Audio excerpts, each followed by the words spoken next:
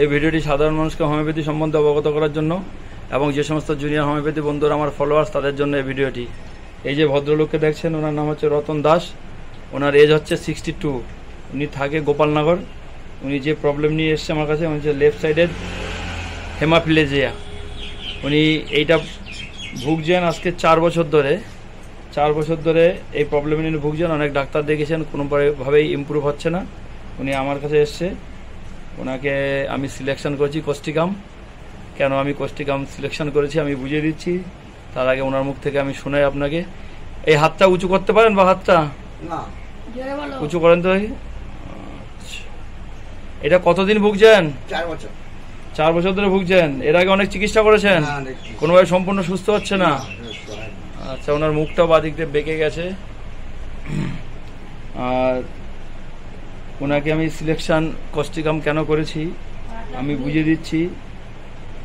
ওনার family হিস্ট্রিতে psychotic background রয়েছে প্রচুর। ওনার বাবার ছিল শ্বাসকষ্ট, মায়ের ছিল হাইপার টেনশন, ভাইয়ের ছিল ডায়াবেটিক মেলাইটাস, আর বোনেরও ছিল ডায়াবেটিক মেলাইটাস। মামার ছিল হাইপার টেনশন, মাসির ছিল হাইপার টেনশন এবং সেরিব্রোভাস্কুলার অ্যাক্সিডেন্ট হয়ে মারা গেছে। পায়খানাটা কেমন হয়? ভালো হয় না। কদিন পর পর হয়? 2-3 দিন পর পর হয়। কনস্টিপেশনের প্রবলেম আছে। আর প্রস্রাবটা কেমন হয়? প্রস্রাবটা খুব মানে চাপলে দেরি করতে পারেন? দেরি করতে পারি না, তাড়াতাড়ি যেতে হয়। হ্যাঁ, বেশি দেরি করলে কখনো কাপড় চোপড়ে 2-1 ফোঁটা হয়ে যায়। ইনসিকিউরিটি রয়েছে। উনি আপনার শীত বেশি না গরম বেশি? আমার গরম বেশি।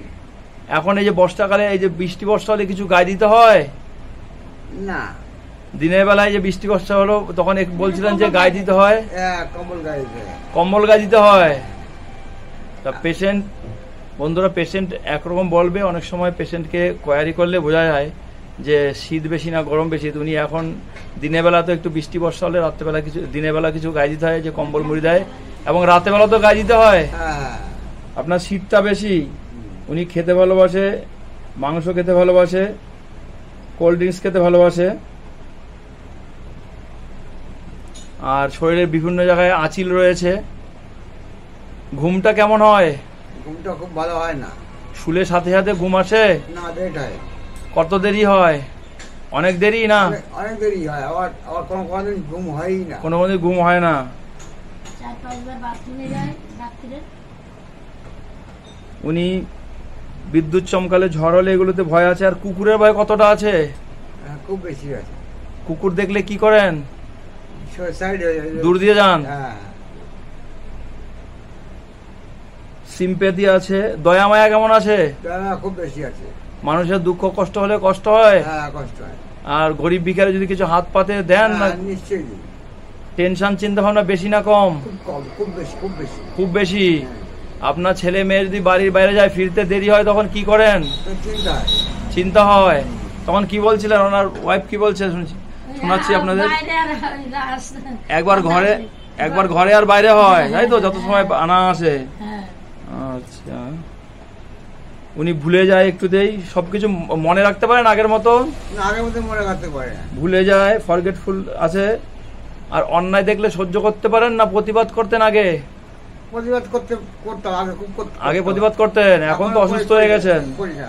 এই সমস্ত সিমটমস এর উপর ওনাকে আমি কোস্টিকাম সিলেকশন করেছি। কোস্টিকাম এই কারণেই সিলেকশন করেছি, উনি কোস্টিকাম সমস্ত সিমটম রয়েছে এবং হেমাপ্লেজিয়ার উপরে কোস্টিকামের একটা ভালো কাজ আছে।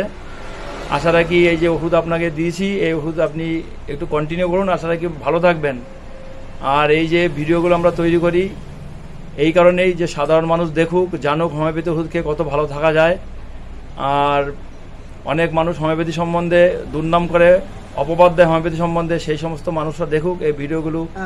তারা দেখলে তারাও হোমিওপ্যাথি সম্বন্ধে এই যে কুমন্তব্য করে সেগুলো থেকে ওরা বিরত থাকবে। এই কারণে ভিডিওগুলো তৈরি করি। এই যে আপনি ভিডিওটা করার পারমিশন দিলেন, এর জন্য আপনাকে অনেক অনেক ধন্যবাদ।